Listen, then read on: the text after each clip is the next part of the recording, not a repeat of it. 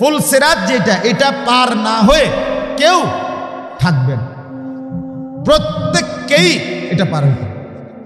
ওয়া ইম মিনকুম ইল্লা ওয়ারিদুহা, এমন কেউ হবে না, আল্লাহ বলেন সকলকেই এটা পার হইতে। ইন এবং ইল্লা এই নফি ইস্তিসনা, অর্থাৎ পার হইতে হবে সবাইকে, সে নবী হোক, রাসূল হোক, কিংবা সাধারণ মানুষ হোক, ইমানদার হোক কিংবা কি হোক, কাফের বেঈমান। কি পার হইতে হবে বলেন? ফুলসিরাত না, ফুলসিরাতে কোন অসুবিধা নেই, আমি এটা আপনাকে করে ঠিক করি না, এটা বুঝাইছি কথায়। এটা বলা যাবে না বা এটা বললে গুনাহ হইব এমন কিছু না, কথা বুঝছেন না? বলতে কোনো অসুবিধা নেই, কারণ এটা তো আপনি কোরআন শরীফ তেলাওয়াত করতেছেন না, আপনি এটা একটা শব্দ বলতেছেন। যাই হোক, এরপরে এখন যেটার জন্য এটা বলতেছিলাম, এই যে ফুলসিরাত যেটা রাসূলুল্লাহ সাল্লাল্লাহু আলাইহি সাল্লাম এটার কয়েকটা বৈশিষ্ট্য বলছেন। এক নাম্বার, এটা অত্যন্ত ধারালো, তরবারির চাইতেও কি ধারালো। দুই নাম্বার, এটা অত্যন্ত সরু মানে চিকন, চুলের চাইতেও কি হবে চিকন। তিন নাম্বার, এই সিরাত যেটা ফুলসিরাত 30,000 বছরের রাস্তা। চার নাম্বার, এই দুইটা, এই সিরাতের দুই পাশে চিকন কেমনে হইবে সেটা আপনি হেনে গেলে দেখবেন, না বুঝলে আমার হেনে গিয়ে জিগাইবেন, তাহলে আমি দেখাই দেব এইরকম। কথা বুঝেন নাই তো?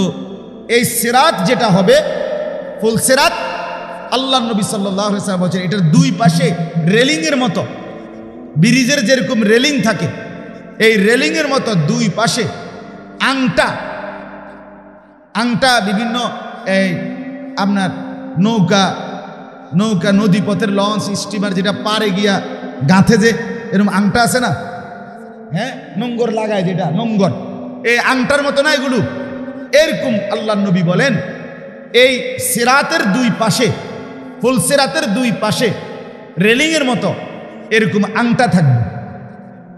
আগুনের এই আংটাগুলো সামনে দিয়া মানুষদেরকে পার হইতে হবে। এই আংটাগুলো যেই মানুষটাকে টান দিয়া ধরে ফেলবে, আটকাইয়া ফেলবে, সে আর পার হইতে পারবে না, তাকে টাইনা হেসরাইয়া জাহান্নামে ফেলবে। আল্লাহ রাসূল বলছে এটা তো হইল, তাইলে বুঝলেন চিকন, ধারালো, দীর্ঘ রাস্তা, দুই পাশে আগুনের আংটা, নোঙ্গরের মতো আংটা। এই অবস্থায় নবী বলেন এই 30,000 বছরের রাস্তা পার হইতে হবে। এখানে কেডা কেডা? সবাই।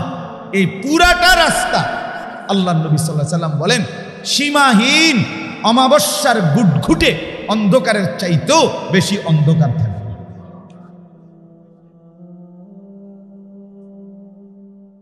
একে তো চিকন, দ্বিতীয়ত ধারালো, তৃতীয়ত আপনার লম্বা দীর্ঘ রাস্তা, চতুর্থত দুই পাশে আগুনের আংটা যেগুলো মানুষের মতো টাইনা ধরবে, এরপরে চূড়ান্ত অন্ধকার। আল্লাহ নবী সাল্লাল্লাহু আলাইহি ওয়াসাল্লাম বলেন এই অন্ধকারের সামনে দিয়েই পার হতে হবে। তার বলে এত লম্বা পথ, এত চিকন, এত সরু, এই অন্ধকারের মধ্যে এটা পার হবে কিভাবে? কোরআনুল কারীমের মধ্যেও আছে, আর এই হাদিসের জন্য বলছি, হাদিসের মধ্যে আছে আল্লাহ তাআলা প্রত্যেক ইমানদারের ইমান আর আমলের পাওয়ার যে দূর, ওই পাওয়ার অনুপাতে প্রত্যেক ইমানদারের সামনে এখানে আসার পর ওই ফুলে উঠবার আগে যখন কাছে আসবে, আল্লাহর কুদরতে ইমান আর আমলের পাওয়ার অনুপাতে আল্লাহ তাআলা তার জন্য নূর, আলো জ্বালিয়ে, সেই নূর আর আলো নিয়ে আল্লাহ তাআলা নিজে বলছে নূরুহুম ইয়াসআ বাইনা আইদিহিম ওয়া বিআইমানিহিম। আলোটাও এরকম যে আলো, এখানে লাইট জ্বলে, মনে করেন ওইখানে লাইটটা বন্ধ, তো এখানের কাছে থাকলে আপনি আলোকিত, কিন্তু হেনে গেলে আবার আন্ধার। বোঝেন না কথা? কেন? লাইট স্থির এই কারণে, কিন্তু লাইট এটা যদি আপনার সামনে সামনে চলে তাহলে আপনি হেমাতাত আন্ধার। বুঝেন নাই কথা? তা আল্লাহ তাআলা বলে এই যে আলোটা জ্বলবে এটা তার সামনে এবং ডানে দুই দিকেই আলোটা চলতে থাকবে। নূরুহুম ইয়াসআ, ইয়াসআ মানে সাই করে চলবে, চলবে এটা বাইনা আইদিহিম ওয়া বিআইমানিহিম। তো এই নূর দুনিয়াতে যে যেদ্দুর সঞ্চয় করবে, আখিরাতে ফুলসিরাতের সামনে আল্লাহ তাআলা সেই নূর তার জন্য ততটুকু জ্বালাবে। এক্ষেত্রে নবীজি বলছে, একটা আশ্চর্য হাদিস আছে, আল্লাহর নবী সাল্লাল্লাহু আলাইহি সাল্লাম বলেন, এশার নামাজ এবং ফজরের নামাজ, এই দুই নামাজ, এশার নামাজ পুরো অন্ধকারের নামাজ, ফজরের নামাজ আধা আলো অন্ধকারের নামাজ। আল্লাহর নবী বলেন, এই দুই নামাজ নিয়মিত যে জামাতের সাথে পড়বে, কিয়ামতের দিন ফুলসিরাতের সামনে, তার সামনে পরিপূর্ণ বিন নূরি তাম, একদম ফকফকা আলো জ্বলে। বাশশিরিল মাশশাঈন, মাশশাঈন ফি যুলাম বিন নূরি তাম ইয়াউমাল কিয়ামah, পূর্ণ আলো জ্বলবে, তার আলো ফকফকা হবে সবচেয়ে বেশি। কোন নামাজ? শুক্রবারে জুমার নামাজ, এশার নামাজ এবং ফজরের নামাজ। ফজরের নামাজ ইমানদারের নামাজ। ফজরের নামাজ না পড়ে না যে মুনাফিক, সে মুনাফিক। ছেলেদেরকে বলি, ফজরের নামাজ যারা দিনের পর দিন পড়ো না, নবী বলছে তুমি, তোমার পরিচয় রাসূল বলছে মুনাফিক। গোস্ত খাও মুসলমান হিসাবে, হাসরে জমা হবে মুনাফিক হিসাবে। কোরবানির গোস্ত খাইতে তো আর কোনো আলসেমি করছে না কেউ। আমি ইমানদার, আমি খাইতাম নাকি কেডা খাইব? মানে আল্লাহ আমাদেরকে মাফ করে দেন। চলেন তো, বলতেছিলাম ওই ফুলসিরাত, সেখানে এটা কি থাকবে? অন্ধকার। কিন্তু আল্লাহ তাআলার পক্ষ থেকে ইমানদারের জন্য সেখানে কি জ্বলবে বলেন? কি সবার আলো একরকম না, এবং আলো এটা কোনো এরকম না যে ওই হেরা ডেকোরেটর ওনারা কি লাগাইছে আলো লাগাইছে, এটা না। আমনের আলো আমনের কাছে, যার যার আলো তার তার কাছে, যার ইমান আমল যদ্দুর, তার আলোটাও জ্বলবে কি? এই জন্য সূরা কাহাফ যে ব্যক্তি শুক্রবার দিন পড়বে, তো এটা তার জমিন থেকে আসমান পরিমাণ নূর হবে। এই আলোটা আল্লাহ তাআলা তার জন্য জমা রাখবে। ও ফুলসিরাতের সময় এই আলোটা তার কাজে না। 3 নাম্বার ফজিলত হইল, 2 নাম্বার, এটা 1 নম্বরের মধ্যে এই কথা দুইটা, মানে জমিন থেকে আসমান নূর হবে, সেই নূর আল্লাহ তাআলা তাকে কিয়ামতের দিন প্রদান করবেন, উপকার হবে। 2 নাম্বার সূরা কাহাফ তেলাওয়াতের ফজিলত হইল, পরের শুক্রবার পর্যন্ত কয় দিন? 8 দিন। শুক্রবারে কয় দিন? 8 দিন। এটি গ্রাম দেশের হিসাব। আমরা মার ঘরে দেখতাম এমনি কইতো আজীবন, রবিয়ে আষ্ট, সময় 9, মঙ্গলে 10, এমনি মারে দেখছি আজীবন। আমার আম্মা এমনি বুঝাইতো আগে, শুক্রে আসতে, শনিয়ে 9, রবিবারে যাবি কেন 10, মা এমনি মিলাইতো। আমার মারে বলছি, মা আমার জন্ম তারিখ কখন, মানে আমি কোন সময় জন্ম নিছি আমাদের মনে আসেনি। আমার আম্মারে বলছি, আমার আম্মা কয়, সকালে তোর নানি রাত ভাঙছে, সন্ধ্যায় তুই হইছে। এ আমার জন্ম তারিখ। হ্যাঁ, এটাই আমার মা যেটা বলছে, এটা নাম তুমি কই লইব। আম্মা বলছে সকালে আমি কি হইছি, আর আমার নানি রাত ভাঙছে, সন্ধ্যায় আমি কি হইছি। হইলুনি আমার জন্ম তারিখ। নানিরে জিগাইলাম, নানু আমার জন্ম তারিখ। মায়ে কইছে সকালে আপনার রাত ভাঙছে, বিকালে আমি জন্ম নিছি সন্ধ্যায়। আপনার রাত ভাঙছে কোন সময় এটা আপনার মনে আছে? আমার নানি আমারে বলতেছে, তোর বড় মামা, নানির যেদিন রাত ভাঙছে সেদিন আমার বড় মামা সরকারি চাকরি করতেন, তো তোর বড় মামা বদলি হইয়া চাঁদপুরে জয়েন করছে সেদিন। সেদিন দুপুরে, যেদিন সকালে কি ভাঙছে, নানি রাত ভাঙছে। গেলাম বড় মামার কাছে, হ্যাঁ আমি নিজে চেষ্টা করে বাড়ি করছি। পরে বড় মামারে কইলাম, মামা আপনার মনে আছে না আপনি চাঁদপুরে আপনি যখন বদলি হইয়া গেছেন, তখন আপনি এই কোন দিন সেটা তখন মামা তো শিক্ষিত মানুষ, মামা পুরা টাইমটা বলছে 1981 সনের অক্টোবর মাসের এতটুকু বলছে বাগিনা 25 কিংবা 26 তারিখ আমি চাঁদপুরে কি করছি, জয়েন করছি। এই হলো আমার জন্ম। বহুত কষ্ট করে কি করতেছে, নানি রাত ভাঙ্গন লাগছে, মামারে চাঁদপুর বদ্যি করার লাগছে, এরপরে গিয়ে কি বাইরেছে। আল্লাহ নবী সাল্লাল্লাহু আলাইহি ওয়াসাল্লাম বলেন, এই শুক্রবার থেকে পরের শুক্রবার কয়দিন?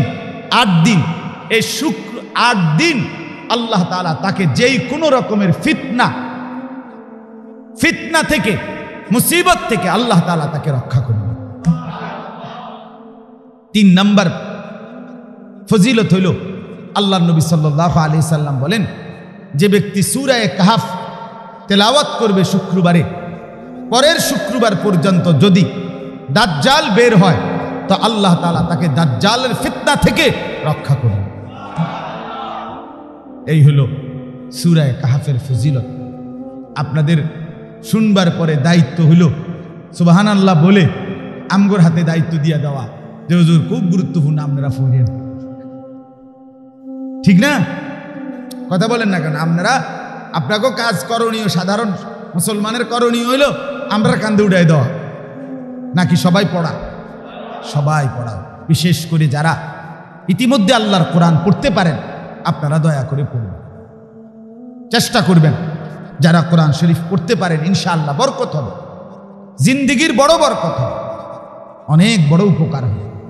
সূরা কাহফ তেলাওয়াত করলে আল্লাহ তাআলা এই বরকত দান করবে। এবার আসেন আরেকটা ফজিলত বলি, সেটা হলো এই সূরা কাহফ আমাদের নবী সাল্লাল্লাহু আলাইহি ওয়াসাল্লাম এই সূরাটাকে 3টা ভাগ করছে। কয়টা ভাগ? এক ভাগে প্রথম 10 আয়াত, আরেক ভাগে শেষের 10 আয়াত, আরেক ভাগে পুরা সূরা। তো পুরা সূরার ফজিলত বললাম এতক্ষণ। এখন বাকি আছে প্রথম 10 আয়াত এবং শেষ 10 আয়াতের ফজিলত।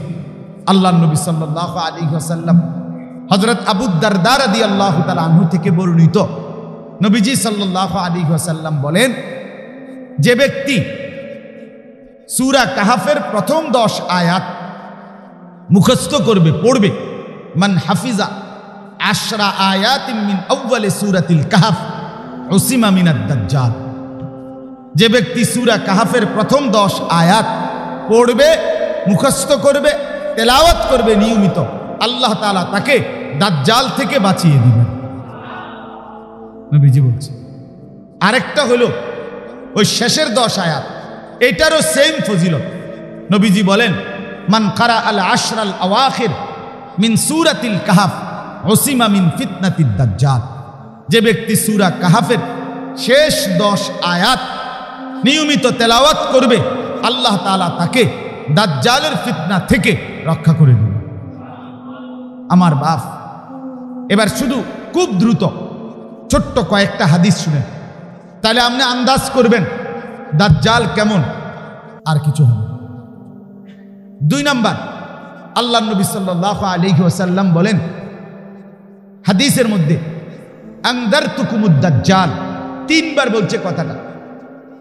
ও আমার সাহাবীরা, আমার উম্মত, আনদারতুকুমুদ দাজ্জালা, আমি তোমাদেরকে দাজ্জালের ভয় দেখাচ্ছি, আমি তোমাদেরকে দাজ্জালের ভয় দেখাচ্ছি, আমি তোমাদেরকে দাজ্জালের ভয় দেখাচ্ছি।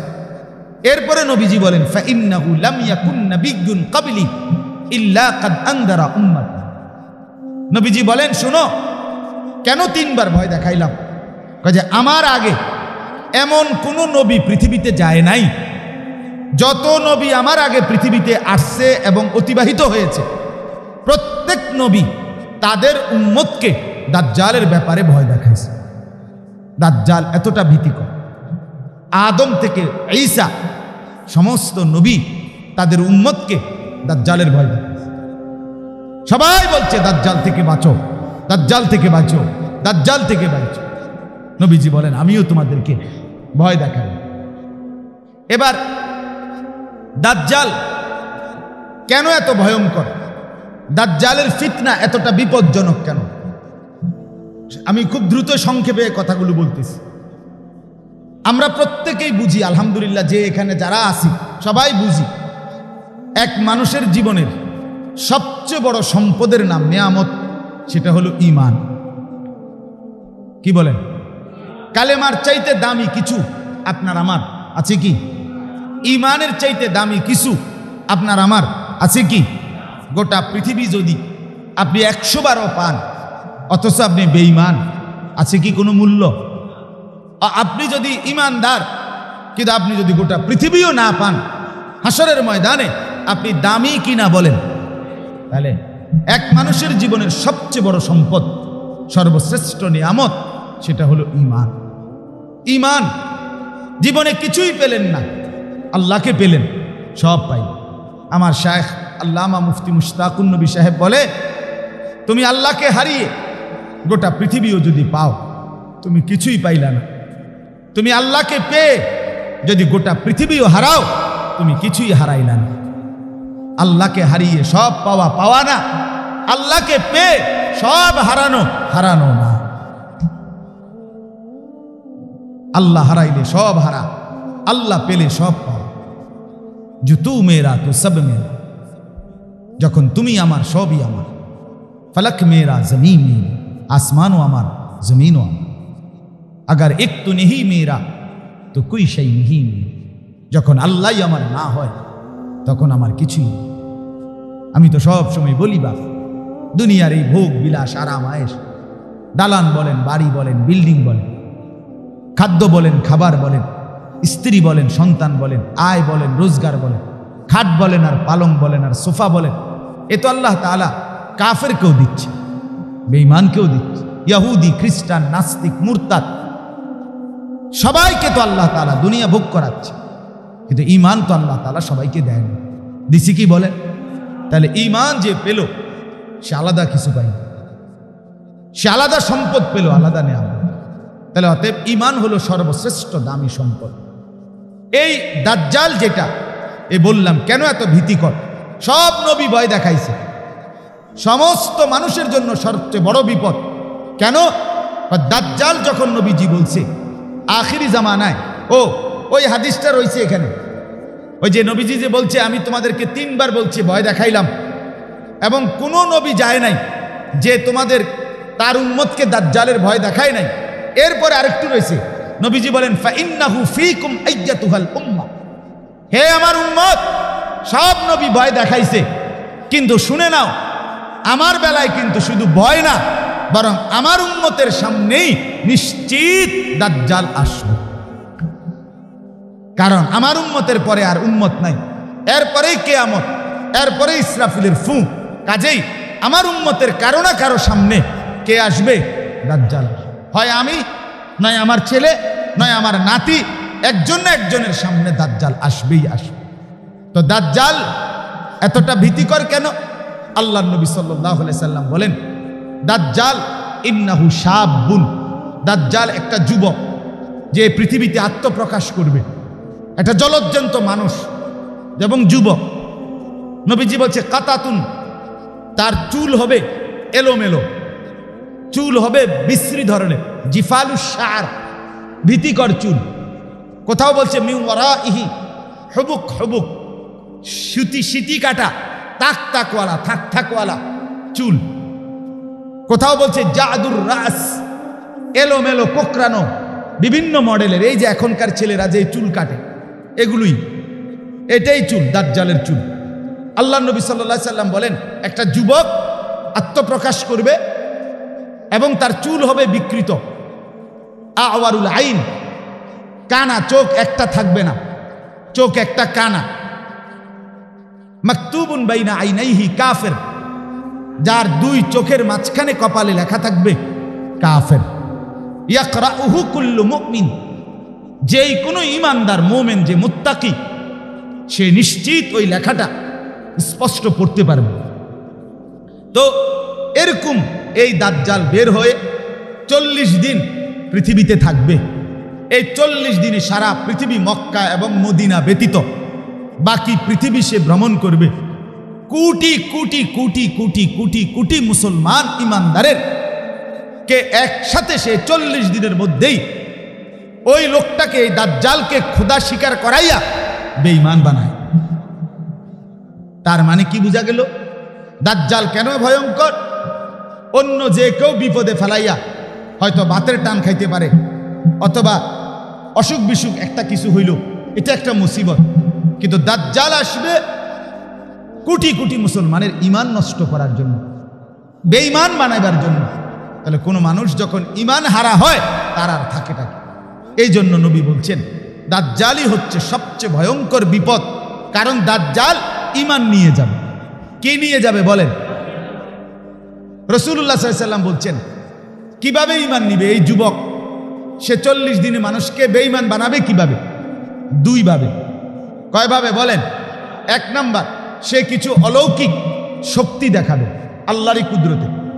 সে বললে বৃষ্টি নামবে সবার সামনে। সে বলবে এই এদ্দুর খেতে বৃষ্টি হও, বৃষ্টি হবে। সে বললে বৃষ্টি বন্ধ হবে। সে বলবে এই খেতে বৃষ্টি না হোক, হবে না। দাজ্জাল বললে, একবারে এগুলো হাদিস সবগুলো, দাজ্জাল বললে চোখের সামনে মাটির নিচ থেকে স্বর্ণ রৌপ্য বের করে দেখাবে, হাতে দিবে। দাজ্জাল যেই কোনো ব্যক্তির মৃত গরু ছাগল যেগুলো সে জবাই করছিল বা মরে গেছিল, এগুলোরে খাড় করাইয়া জীবিত করাইয়া তাকে দেখাবে, এই যে ধরো তোমার গরু, এটা তোমার ছাগল। দাজ্জাল কোনো ব্যক্তিকে বলবে তোর বাবা মার কবর কোথায়? বলবে এই যে। কত আও, তো বাবা মার কবরের সামনে আসবে। আসার পরে ওই দাজ্জাল ডাক দিবে তার বাপ মা দোনোজন কবর থেকে দাঁড়াইয়া। সে বলবে, এ বাপ মা বলবে ফুতেরে, ফুত এটাই তোর খোদা, এর মাইনা।